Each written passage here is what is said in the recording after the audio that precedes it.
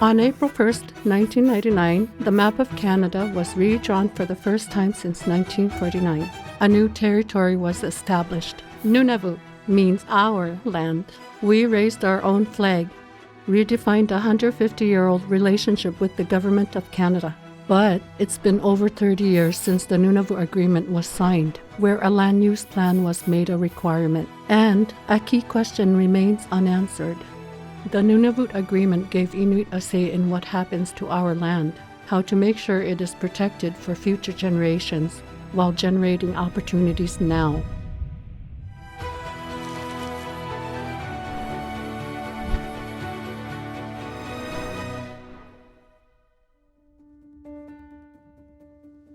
The story of Nunavut is a story of cultural revival, geopolitical clash, and Inuit sovereignty, Indigenous rights, development, the land, resilience over millennia, and autonomy.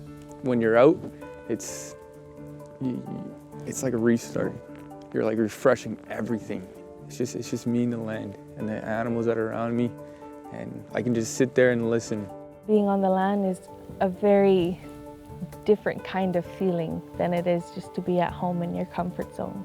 In the Arctic, in our home, we hear everything. We hear the wind and we hear birds, we hear the water or the snow. It makes you feel like you're connected. Having to talk to elders about our culture, our land, it makes me feel honored and privileged to be able to. Nunavut is massive, almost 1/5 the size of Canada, stretching north of the 60th parallel from the Manitoba border, way up near the geographic North Pole, and including islands in Ungava Bay, Hudson Bay, and James Bay. And with our many islands, bays, and channels, Nunavut takes in 2/3 of Canada's coastline. It covers 3 time zones. Nature, in its most raw form, had produced geological structures with potential for significant mineral deposits. We always knew our land was valuable. We've lived off of it generation after generation. The land is so important to us. I feel it's very important to us because it gives to us, whether it's small crowberries to plants. The land is used for animals, for birds nesting, animals feeding off of it, and we eat the animals. It's soothing, it's peaceful, it's given to us, it's ours, so it provides to us and we also provide to it. But when we were out on the land, we had no idea we were living on top of minerals that are exceedingly sought after. The decades of the 1960s and 70s, we saw outsiders spread all over the north to explore for oil and gas and plan roads, pipelines, and tanker routes. Lead zinc was first struck in 1976. The Nunavut mine was developed by the federal government in response to concerns about Canada's north sovereignty and the need for strategic resources. Once we became what you might call a mining town in the north, you could see the impacts, both good and bad, to the community. People had jobs, people had steady income. Inuit were extremely hopeful that the discovery of all these minerals would bring about positive changes in our economic well-being. The future looked bright. After all, resource development had transformed other countries and regions. Even the world's wealthiest nations had once been much poorer, but the relationship was lopsided. We are still controlled as before by southern Canada. We are always the last community to hear what is going on. There is no transparency from anywhere. We soon realized we were losing control of our land and way of life. You could hear the diesel power plant from far away. The snow around us was blackish due to the smoke. the huge profit is coming out of the territory, maybe even from the country, but they leave the mess behind. To me, this is absolutely nonsense. Caribou habitat should be protected. I worry about this. My priority. Inuit have to be looked after, the harvesters. In the words of John Amagwalik, the father of Nunavut, it was a wake-up call. We decided we were done with that arrangement and began negotiating with the government to take back control of our land and resources. In 1975, the Canadian government signed a landmark agreement with Cree and Inuit of northern Quebec, recognizing land rights and establishing a framework for self-government. Inspired by this agreement, we started negotiations to do the same. It all came together in the signing of Nunavut Land Claims Agreement and the passage of the Nunavut Act in 1993. And on April 1st, 1999, we officially took our land back. Today, Inuit beneficiaries own over 300,000 square kilometers of surface rights to lands we handpicked, about 18% of the entire Nunavut territory. This makes us sole landowners of the largest private property in North America.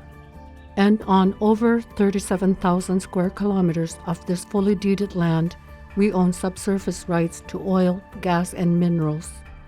The rest of Nunavut belongs to the Crown, but we have the right to hunt, trap, and fish, and control its management. If royalties stem from oil, gas, and mineral development, Inuit beneficiaries receive a 50% share of the first 2 million and 5% thereafter. The thing is, Nunavut remains relatively underdeveloped, and it's a region where competing issues overlap, where Inuit value culture, tradition, the land and its animals, where unemployment is high, where the ground holds many minerals and oil and gas deposits, where caribou populations are declining dramatically, where fewer than 40,000 Nunavut Mute live in 25 communities, only accessible by air or sea, where climate change is transforming Nunavut with rising temperatures, melting sea ice, and shifting ecosystems. All of these have huge effects on the environment and, in turn, our way of life. We have been greatly affected by mining companies. We've been affected for many years. When there was some nickel mining in Rankin Inlet, our community used to be a major route for beluga whales. Now there's hardly any today. Not just whales, seals, and other mammals are depleting. Nunavut Land Use Plan that is applicable to all of the 2 million kilometers of territory that we have. So very important so that it's clearly determined and identified what areas of land we want to protect for whatever reasons, whether it's cultural, whether it's for the animals, and then the other areas clearly identified as areas that are available for potential development in whatever shape and form that looks like. It was driven by Inuit to assert our rights, preserve our heritage, and govern our ancestral lands. Everything relates back to the land. It's the thread that brings opportunity and potential. My ancestors have lived through this land, and it tells a lot of story. It helps clear your mind. It's more like open. You're more like focused on what's in front of you and the things you can do.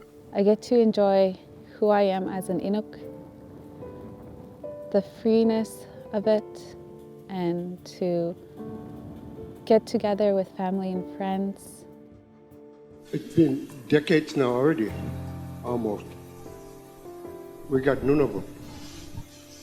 How many more decades are we going to wait until we iron out the technicalities of ownership and wanting to control our resources and our livelihood? Enter the Nunavut Land Use Plan. It creates a framework for land management, protection of our animals, certainty for investment, and sustainable development. It determines which type of development can happen and where, and outlines where environmental protection is a priority above all. Most importantly, it's based on evidence collected through community consultation. The plan covers the entire Nunavut settlement area. It's also a requirement of the Nunavut Agreement, but it remains unsigned. When you think back, the whole reason that Nunavut was created was because there was concern already about the direction that we were headed. The whole premise of why Inuit of Nunavut began to fight for Nunavut was because they wanted to have decision-making, participate in that, and be involved in what areas they wanted developed, what areas they wanted protected. And that's why this is so critical to finalizing what the Nunavut Agreement was created for in the first place, why we have the territory that we do.